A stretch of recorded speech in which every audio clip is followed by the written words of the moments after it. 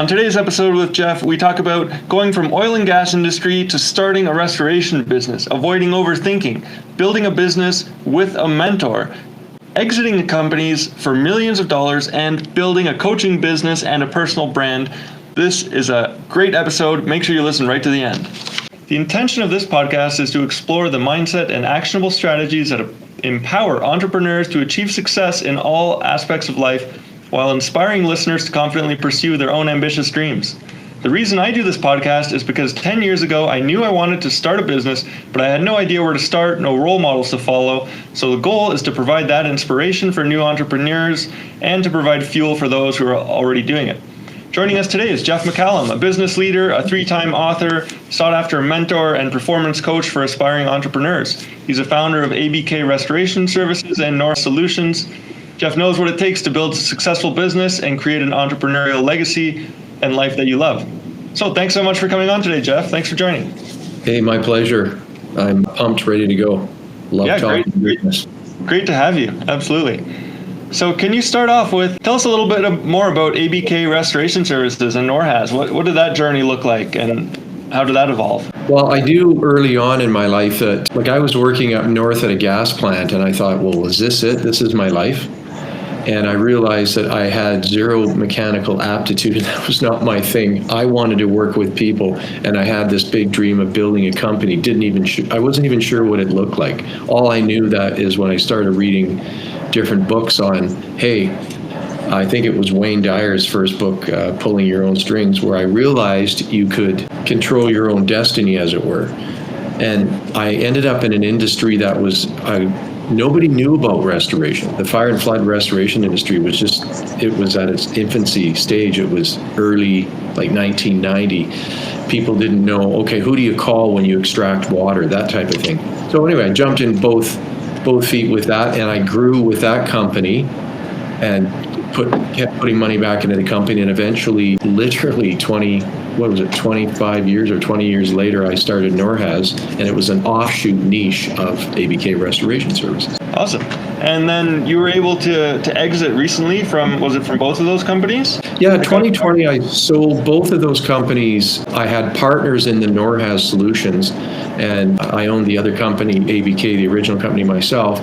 And we, sold it to private equity in 2020, got out, had an exit. It was great. And it was time. It was time to leave. I felt I had reached. Was that a vision you had from the beginning? Like, this is my exit strategy, I want to sell my company, or did that evolve over time? No, that evolved over time, for sure. When you start a business like that, you're like, what do you mean exit? I never thought that. As a matter of fact, thinking now, I probably could have done it 10 years earlier because I was ready to leave the company. Wow. So no, you don't think of that when you're jumping in. I've learned my lesson. But when we started NORHAS, we grew that, and in 5 years, that thing quadrupled in size because of the knowledge we had from the previous company. And then it was a natural again to, not saying my sons got bored with it because they were 2 of my partners. There was 4 of us. It was just, you reach your ceiling of growth and what you're willing to do and so forth. So awesome. And taking you back to the beginning, what was that transition going from working up north to launching your own business? What was your mindset and sort of what were the action steps that you took there? Well, listen, I'll be really honest. It was I've always had this burning desire to do something. I don't know what it is. Like, I just get out of bed in the morning and I have this bounce in my step. I'm pumped. Being an entrepreneur, I didn't even know what being an entrepreneur was.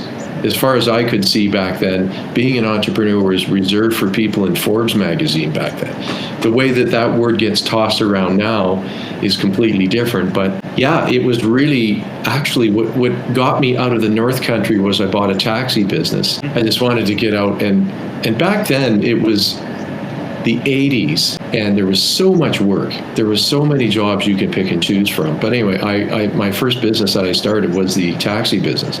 And from that business, it taught me how to do paperwork, how to do my own books, and how to talk with people. People that were, maybe less fortunate taking a taxi, their mindsets were completely different than somebody that owns a supercar. And so I actually got a little bit cynical from that taxi business, but it really helped me like I had never gone to university or anything for business, but it helped me learn how to put businesses together, do the paperwork, hire staff. That was interesting, hiring other drivers to drive that business. Anyway, that's where that started, and then I went to pest control after that, and that was the only couple of jobs. Well, pest control in the gas plant was where I actually worked for somebody else, and other than that, it was moved that's really interesting. So taking on those businesses was the stepping stone and gave you some of the building blocks, the lessons that you needed to launch into your bigger businesses. Did you have entrepreneurial parents? My dad wanted to do things. He had a really good job at the gas industry, hence the reason I started a gas plant. He was in the Navy, my dad, and he always had side jobs, and he always had a side hustle. This is what I learned from my mom. My grandfather from Ontario was in real estate. He had land all over the place. When I met him, it was, things like we go to a lake fishing in Ontario and he owned the land around it, this type of stuff. And he was a real entrepreneur. And I think, but my immediate family, my mom and dad, listen, middle class, my dad worked his butt off for our family, 2 brothers and a little sister. And so it wasn't really, I think I just learned from being, again, a dreamer because, that's a part answer. I'm going to go ahead and give you a part answer on that one. You're still there. That makes sense. So you had your dad sort of drive to take after. He's not necessarily an entrepreneur, but he had the get up. Let me interject in that. One of the things my dad was all about was everything is black and white. Because he was Navy, it's black or it's white. Very logical man. You didn't spend time in the gray area, what I call it. When you're in the gray area, you have a tendency to not get anything done. You overthink everything. And for me, it's either right or wrong. You know the right and wrong in your life. So for me, it was, go to work. And by the way, go to work. But I fought the system for a long time. I did not want to be in a union job where I had met so many people that I had lunch with. I'd be at a job site and they'd be complaining about their lives. And I'm thinking, well, why don't you do something about it? And most wouldn't. And again, when you're feeding your mind with nonfiction books early on, and back then, we're talking the likes of Tony Robbins, Jim Rohn, Dennis Waitley, Earl Nightingale, all the greats. Like I was always listening to cassettes on how to change your life and so forth, right? So it was a real, and I will say, a lot of the businesses I was in were unsexy businesses until the publishing company, which was semi-sexy, if you will. Yeah, and that company published your latest book, is that right? Yeah, funny enough, the first 2 books that Bob Burnham and I did together, 101 Reasons Why You Must Write a Book, and Change One Belief, that came from our original company, Expert Author Publishing, and we sold that years later to Celebrity Expert Author. Paul out of Ontario. And he did my 3rd book for me. Awesome. So it's the full circle. It's funny how that book, as a customer. It is. It's really interesting how it all unfolds now. Yeah, so I like how you said, even from a young age, you're listening to these cassettes and Tony Robbins and these people. Did you have mentors back then, sort of with a one-on-one relationship? And do you have mentors today? And what does that look like? Well, it's funny you say that. Most of the books that I read were mentors to me. That's where you could get your mentorship. And until I met Bob Burnham in 1990, Bob Burnham was an advertising executive, moved from Ontario, moved to Vancouver, and he opened a chain of carpet cleaning stores across Canada. And it blew up, did unbelievable. This is when people had truck-mounted extraction units. People were using like floor polishers, and he brought in these truck mounts, were brand new. Anyway, made lots of money. Great guy. We ended up connecting together with the restoration in the beginning, and we built the publishing. And I know we built the publishing just based on all the books that we were reading back and forth. Bob would gobble a book up. He would recommend a book to me, and we were able to go back and forth. And he was a mentor to me. And it went both ways for him and I. I think because of that so he was one of my early mentors. And today, I'm always reading books for mentorship. I'm part of Dan Martell group. I love Dan's mentality, this whole idea of buying back time. I was always a fan of buying back your time. I called it subbing it out back then. Buyback time's another fancy word for that. But yeah, I love being in his camp. And again, anywhere I can hang out with entrepreneurs that are, bettering themselves to get to the next level, because that's really what it's about. Absolutely. I like that. So you got the mentorship from the books and going back and forth with your business partner. What's one of the greatest successes you've had running your companies, and maybe an unexpected success, something that's worked out in unexpected ways? Well, I think the biggest success that I've accomplished was selling those companies for millions of dollars. I had always done well financially, but when you can take your baby, and at first I was not hanging on too tight, by the way. Some people go, well, it's your baby. I mean, the part for me that was difficult was selling the company and saying goodbye to the staff that built it. Because even today, 4 years later, I had an invite to the Christmas party. And a lot of these people that I mentored and helped in the company. So anyway, missing the staff. But the biggest accomplishment for me was selling those companies. I really think, because that is the ultimate lifestyle, isn't it? Because if I want to sit around and stare at my navel all day, I probably could, right? But you don't do that.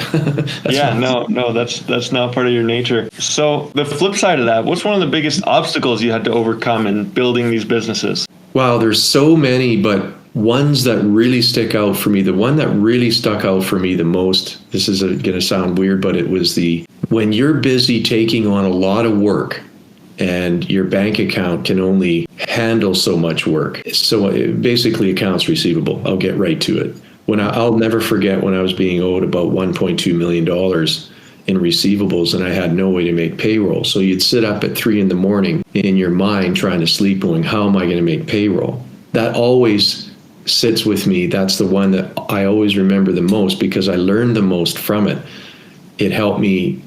It pushed me to organize myself better, to get paid faster. I always had a good relationship with banks and stuff because they were the ones funding, lines of credit and so forth. I think it was only about a $550 or $750 line, but it's always that last $1,000 or that last $10,000 that you can't come up with that is a game changer for most people in business. It doesn't matter what you have for assets, but that one was very clear to me. I learned about factoring. I could have, had a factoring company come in and pay things out. That stuck out for me the most probably because it was painful. I wanted to make sure my employees were looked after. They had hopes and dreams. And I put a lot of money back into the company to continue to grow it. So it was a big deal for me. And I'll leave you with this on that. And that's, I don't believe you're an entrepreneur until you woke up at 3 a.m. and try to make payroll in your head. I always say that one because everybody says that they're entrepreneurs and they understand the pain of business, but I don't know, on the other side of pain is greatness anyway. Yeah. So it's almost like you have to get down to that situation to unlock the mindset, and once you've reached that, you understand it. And I've heard this from a lot of people, entrepreneurs, that once they reach that, then they can almost draw strength from that and say, I don't want to get back down to that level. So then they make the decisions, they take the action, and that propels them forward into a lot of success. So that's a really interesting perspective. And so what does your life look like now? So what are you working on now that you've exited your companies? What's coming up next for you, Jeff? Well, I'd like to say more of the same, but it's interesting. The last year, so I've had an exit 4 years ago, and that's great. And even my coach told me, Dan Martell says, Jeff, what are you gonna talk about your greatest hits for the rest of your life? What's new? He said. He actually told me that last week, and I started laughing, and I thought, yeah, he's right. What is next? For me, retirement doesn't look like golf clubs and sitting around. I want to continue with the coaching and consulting.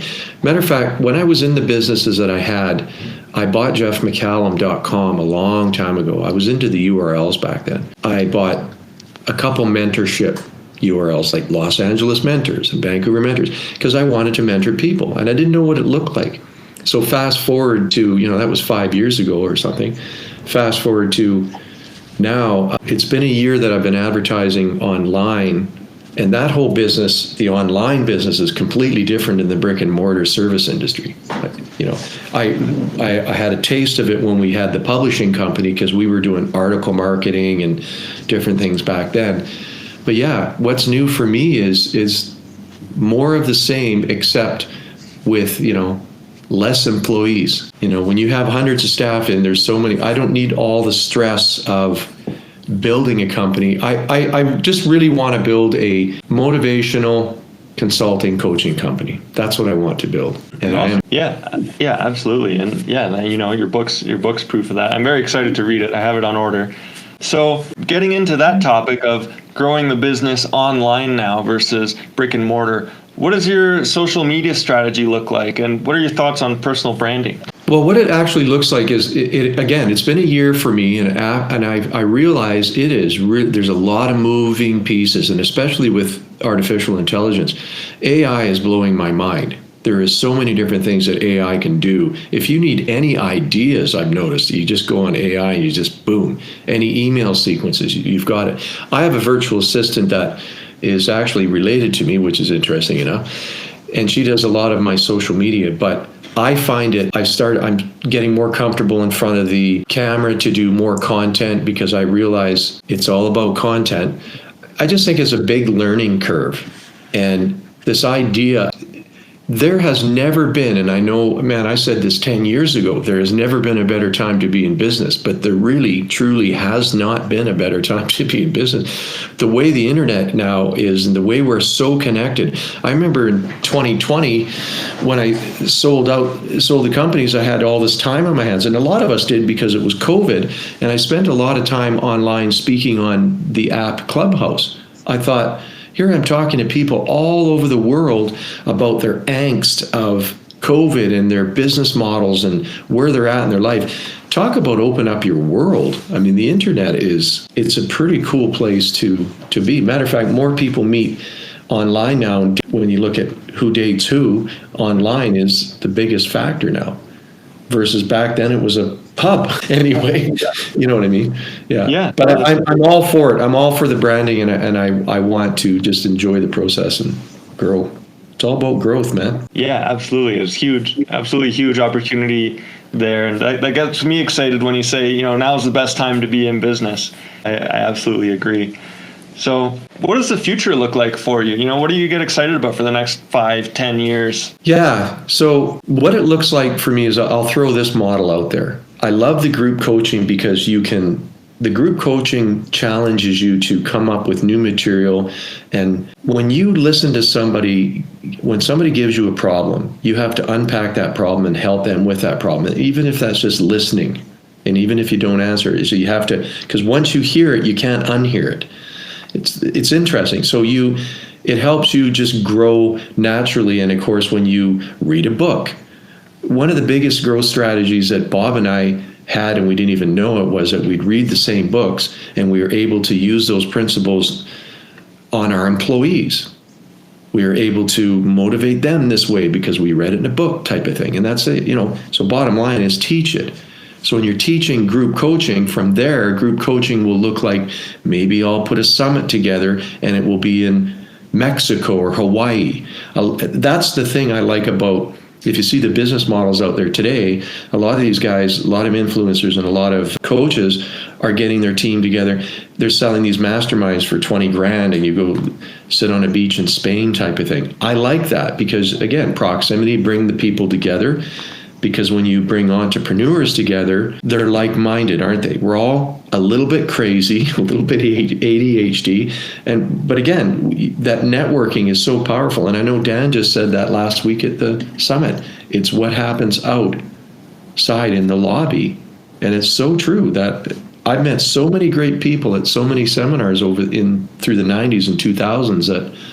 So that's what it looks like for me is I think travel for me, I'm going to Mexico, for example, 2 weeks in January, but that's not business related. Well, that is I want everything to be business related if I can, because I've traveled the world. I've been to Europe. I've done the Greece trips. I've done all that, but it's not as fun unless you can put a business component in it.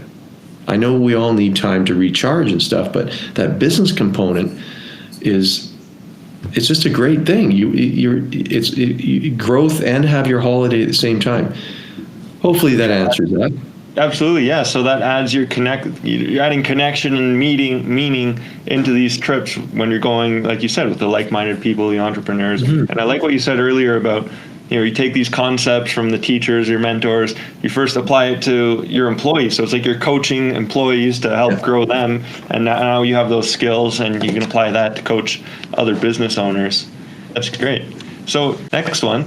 Do you have another book in you, and what would it be about if you were to write another book? Yeah, I don't know if another book is in me right away, honestly. Mm-hmm. The reason I wrote this book was I felt like I needed to get my story out more so. Yeah, it's not my focus. My focus is going to be spending my time talking with people. I figure I'm 62 years old. I mean, I spend most of my time working out, staying in shape, because you have to. Again, I'm not a golf player. I play guitar. I'm a bit of a musician. I love reading. I love hiking. I don't know about the set. I don't know. We'll see. I'll never say never, of course. Yeah, absolutely. No, and your latest book is fresh off the press, so yeah. Awesome. How about this? Is spirituality, religion part of your life? To what extent does that influence your business journey? Well, funny you bring that up. I stopped going to church in 2020. I was a Catholic for years. I played guitar in church. My daughter sang in church. My kids had gone to Catholic school. I was very church heavy. For me, it just changed in 2020. And, whether I want to put that out there or not, I guess I always have a deep spiritualism, and I'm not sure what I want to call it at this point.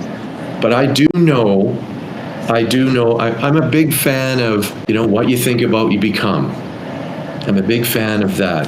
I'm not going to call it law of attraction or whatever you want to call it, but I just think the universe conspires to work for you all the time. It really does. Listen, and again, karma is a big one for me. You put your best foot forward, that's all you can do. In terms of, I guess, yes, I was a Catholic for years, but I'm no longer a Catholic. I guess you're a Catholic once, just like you're an alcoholic. I don't know. Yeah. Once you're an alcoholic, you're always an alcoholic. But yeah, again, my whole life was spent, I guess you could say it, praying on my knees one way or another. But it's changed for me in my later years. I'm not sure why I changed on the dogma of it all. Anyway. Yeah, but still, I like what you say is, your mind creates your reality, and I find that so interesting because you can get that from, religious texts, and you can get that from quantum physics, and they'll say, the observer affects the experiment when you get down to the quantum level. So from both sides of that equation, I think there's a lot of agreement there. I remember, just to jump in on that, I remember the first time I went to a seminar in San Diego, it was for John Assaraf. And this was before he was in that movie, The Secret. And we got invited to a business seminar. And there's about 30 in his living room. And I thought, wow, this is going to be great on business. But really, we were learning yoga and breathing techniques the first day. And then we learned about quantum physics. And we went to a movie the second day we were there, to a movie called What the Bleep Do We Know?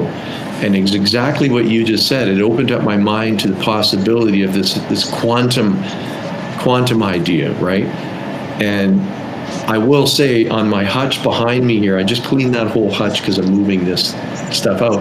I had a spoon that was bent. So when we were there, they were bending spoons and forks. Now, I don't want to get into it. I'm not going to give you the wind chime theory on it, but I just find it interesting that it was just, I knew I was at the right place at the right time, because all the books I had read up to that point, and being at that seminar at John's house with his energy and his mindset, it just made you realize that there's more to this than just you learning something. I can't even explain that. I just believe that quantum physics is something you need to learn about. I really believe that. And again, it says what you focus on grows, is for sure. And Earl Nightingale and Jim Rohn have been banging that drum forever. But anyway, that really opened up my mind. And then he put the movie The Secret out. And then you realize, if you want something bad enough, You can expect it, you can force it. You have to have other things aligned too. You can't just sit around on an orange mat all day and go, hey, I want a Ferrari to be beside me. And you got to wake up and put some of it into action. Yeah, absolutely. Yeah. That was a tangent. Yeah, I like that. Align your actions with your thoughts, basically. Awesome. Okay, now I have a list of rapid fire questions. So they're shorter answers. So a top book recommendation for entrepreneurs. Going Pro by Stephen Pressfield and Buy Back Time by Dan Martell. Awesome. If you could have dinner with anyone dead or alive, who would it be and why? Earl Nightingale. And why? Because I loved his disciplines. I love his content. That's a great answer. If you could wave a wand and be free of any habit, what would it be? Procrastination. Yeah, I think that's common to many entrepreneurs, like you said, with a little bit of ADHD brain. What's your favorite app on your phone, or most used? My favorite app? Instagram. I think I can guess why. And how do you unwind after a long day? Gaming. Oh yeah? What games do you play? Call of Duty. I have 3 kids, three boys that I grew up in a house that was constantly wired with gaming. We had 11. I'll never forget, my son had, before multiplayer came out, they had 11 computers set up in the garage, and that was their servers. We were playing like Wolfenstein and these early games that, Duke Nukem and stuff like that. So my house has always been wired for with Cat 5 everywhere we went. It was always about who had the biggest computer. But I game with my kids, and yeah, that's part of it. And then also guitar or lounging about. Yeah. Awesome.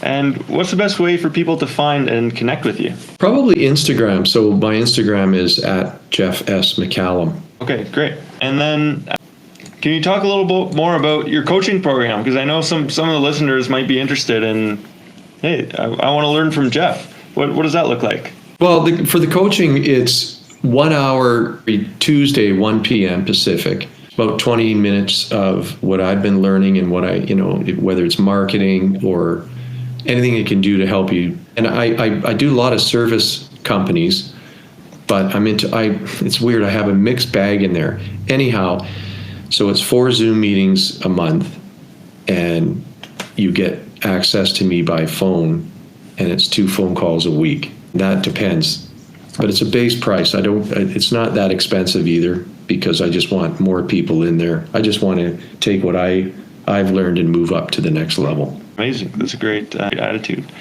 So getting towards the end here, what's the most valuable lesson that you would pass on to new entrepreneurs? Maybe something that you're already teaching your coaching students. But what's something essential that they can take away and take action on? Well, whatever you do in business, make sure you have your infrastructure in place. What does that mean? Make sure you have your books looked after, so you can, when you focus on what you're good at, the things that you're not good at, like Dan says in the get your replacement ladder in place.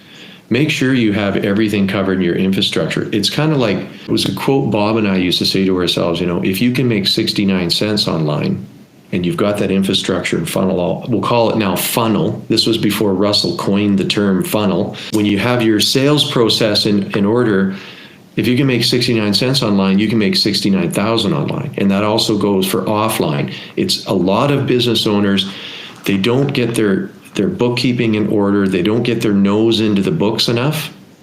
And they need to understand their numbers early on, because that's how you make decisions. Am I making money? Am I not making money? And you have to know that, I believe, early on.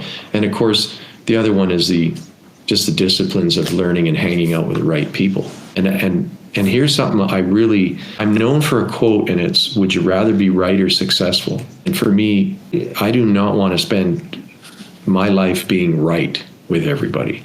That's a waste of time. I would rather be a little bit vulnerable and ask questions to people and get the feedback, because I'm telling you, man, your ego is the enemy a lot of times. But anyway, back to it. For me, the big one is the infrastructure. Yeah, absolutely. So get all the systems in place, so that what I'm hearing is basically you can, look at a report and actually know what you're doing. It's almost like, having a dashboard. You're trying to drive an airplane, and you have to have something to read on the gauges to know how you're doing and adjust. Yeah, like learn how to read a balance sheet for your limited company, or learn how to do a P&L. Even if you don't have a limited company, Like a lot of these guys that get in business think that they have to have a limited company right away, an LLC. No, you don't.